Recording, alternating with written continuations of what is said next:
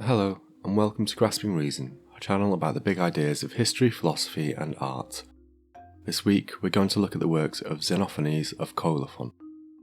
Xenophanes is an interesting figure for a number of reasons, and we'll look at some of those reasons throughout this video. But the one to start with is that, by his own account, he lived to at least the grand old age of 92. That's an achievement in its own right, considering the tumultuous age in which he lived, and because he also claimed he had been a wanderer since the age of 25. Given a life that long, it can be difficult to precisely date the start and end of his life, but we might already have a clue that can help us. Kirk, and Schofield have thankfully done the calculations here. If we assume that he left Colophon in Ionia about the time of its capture by the Medes in 546/5 BC, then from his own words, he would have been born around 570 BC, 25 years earlier. Considering that Xenophanes is said to have left Colophon behind at the age of 25, Diogenes Laertius suggests he was actually banished from that city. Then these dates are as accurate as we are likely to get, although still shouldn't be taken as definitely true.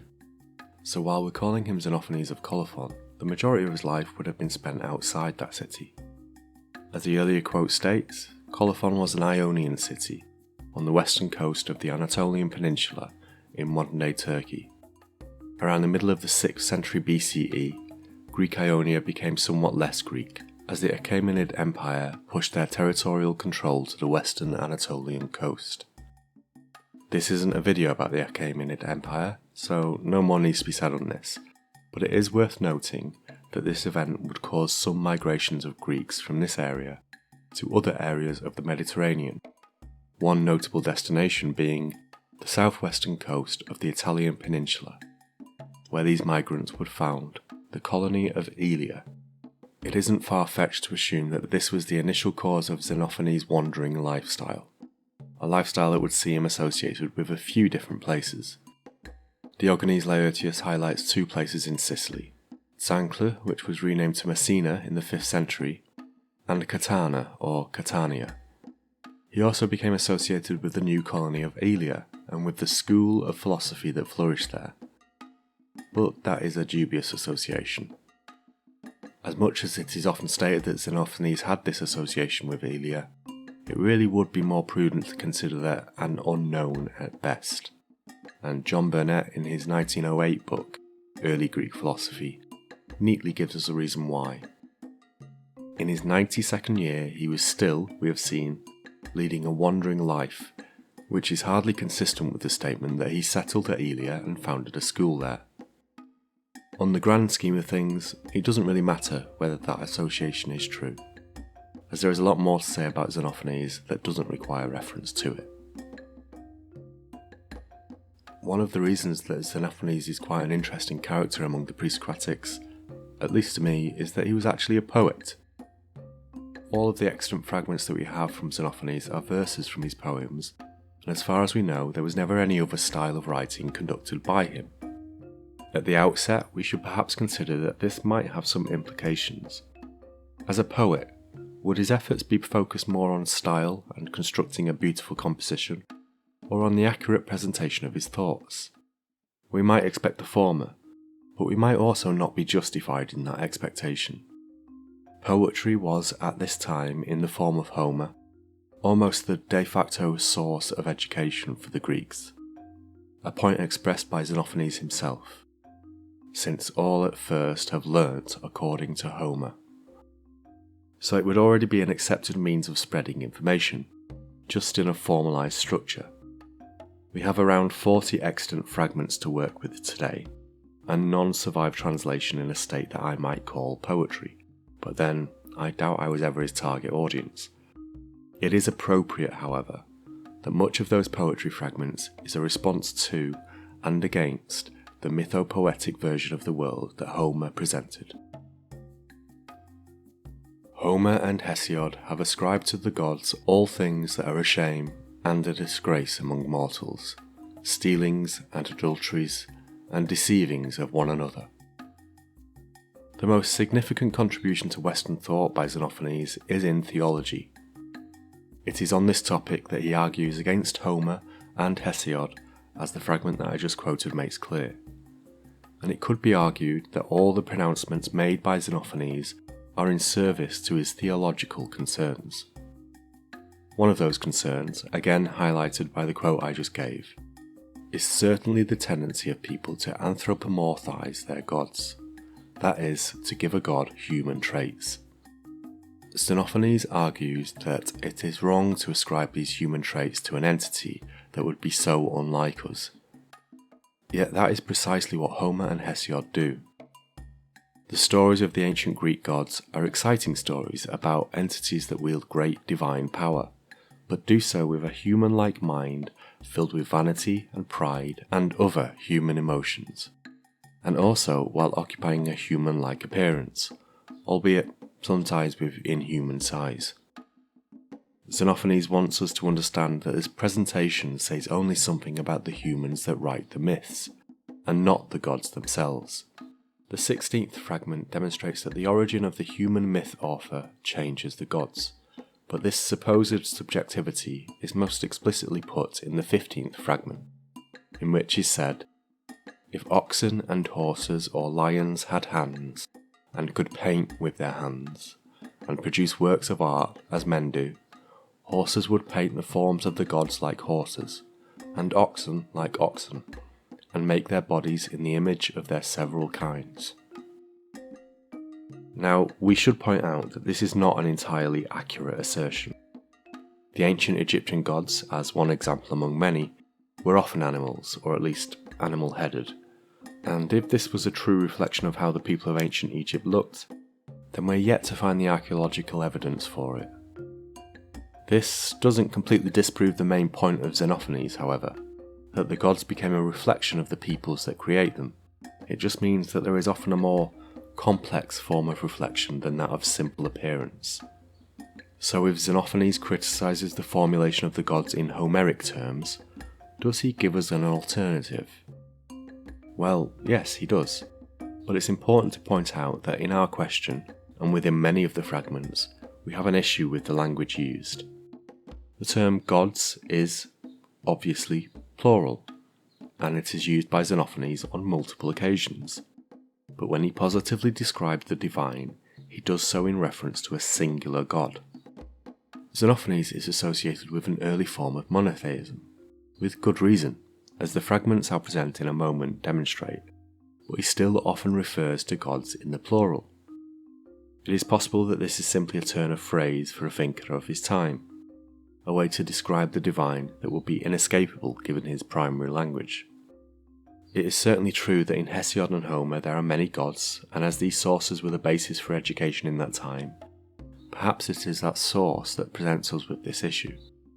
Regardless of this, the fundamental belief in a single divine entity is clear from Xenophanes' own words. Over 4 fragments, consecutive in our categorization of them, if not necessarily consecutive in the poetry from which they are derived, this early monotheism is described. One God, the greatest among gods and men, neither in form like unto mortals nor in thought. He sees all over, thinks all over, and hears all over. But without toil he swayeth all things by the thought of his mind. And he abideth ever in the selfsame place, moving not at all, nor doth it befit him to go about now hither, now thither. We see here then a very clear definition of a single god, with the following 4 traits. 1. It is in no way anthropomorphized, being unlike men in both form and thought. 2. It is all-knowing, seeing, thinking and hearing all over. 3. It has the power to direct all things, using only its own will and without use of a physical form. And 4. It is unmoving, and in fact, movement is suggested to be unfitting to its nature.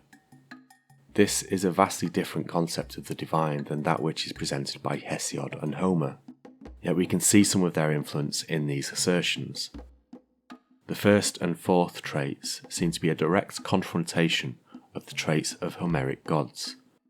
those gods looked so much like humans that they would sometimes integrate into human society, and they moved from one place to the next in the same way that we humans do.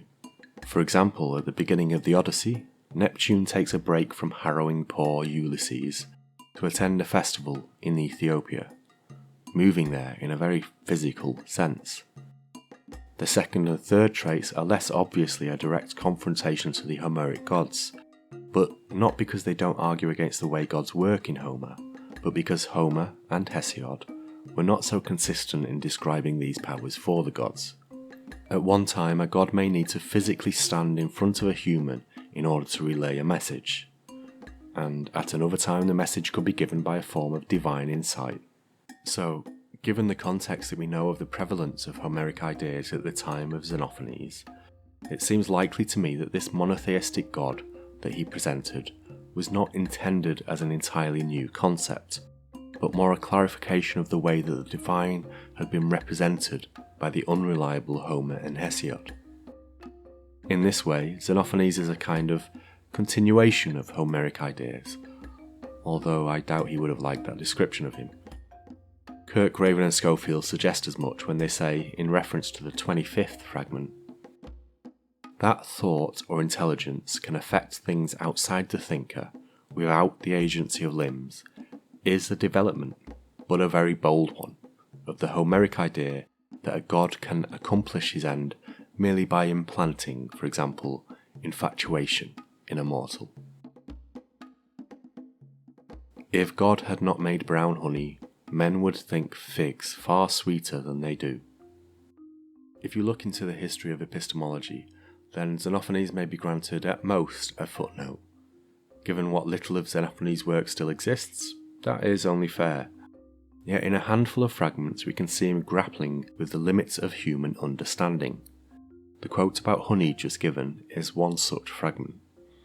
It suggests that we define sweetness in a subjective way, not by an objective measurement of a characteristic of an external thing, but more so by a comparison between the things we have experienced. If honey didn't exist, the limit of sweetness in a thing would be defined by something less sweet, like a fig, and would be therefore limited by that experience. Perhaps if Xenophanes had access to Thaumatin, this fragment would have been slightly different. The Stanford Encyclopedia of Philosophy page on Xenophanes highlights three main epistemological questions asked by Xenophanes. The honey fragment asks the question, what role do our sense faculties play in the acquisition of knowledge? The other two questions are, does truth come to us through our own efforts or by divine revelation, which can be found in the 18th fragment, and how much can any mortal being hope to know, which can be found in the 34th fragment.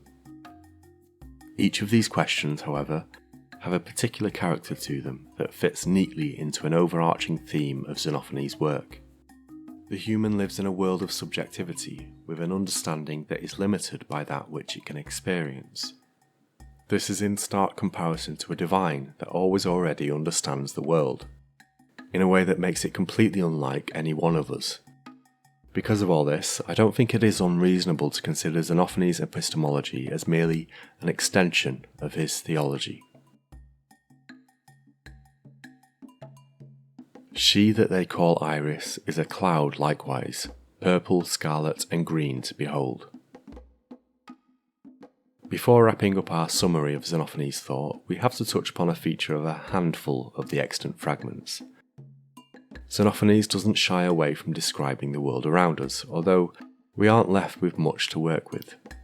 The 7 fragments from number 27 to 33, inclusive, each discuss the nature of the world, and most with a simple message.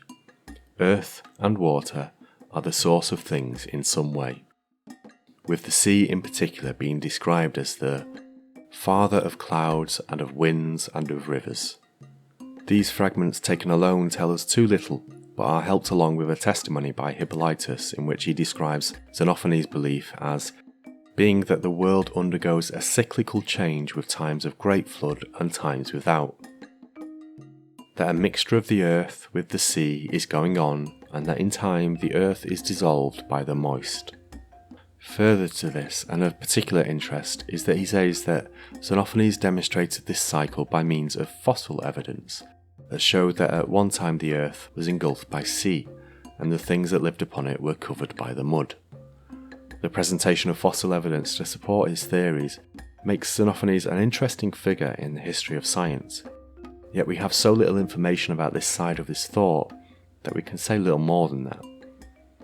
The fragment that I led this section with stands out from the others because it once again feeds back to our overarching theme. Iris was the goddess in Greek mythology that was represented by the rainbow. Here then, he is saying that rather than a rainbow being a goddess, it is in fact simply a natural phenomenon, a cloud. That might not be how we understand a rainbow in modern terms, but it again shows an attempt by Xenophanes to combat a mythologized perception of the world. It is clear that Xenophanes had a significant influence on ancient Greek thought. Burnet begins his analysis of Xenophanes with a perhaps tongue-in-cheek summary of his life's work. His chief importance lies in the fact that he was the author of the quarrel between philosophy and poetry, which culminated in Plato's Republic. Maybe that is his chief importance, given the giant of Western philosophy that Plato still represents. Yet there was certainly more to him than that too. As I mentioned somewhat earlier in this video, Xenophanes has occasionally been stated to be the founder of the Eleatic school of philosophy that emerged from the colony of Aelia. And on a related note, it is sometimes suggested that he was the teacher of the slightly later philosopher Parmenides, who we could more correctly call the founder of that school. The truth of either of those suggestions seems dubious at best, and I personally take them as crude anachronistic categorizations for similarly themed thinkers.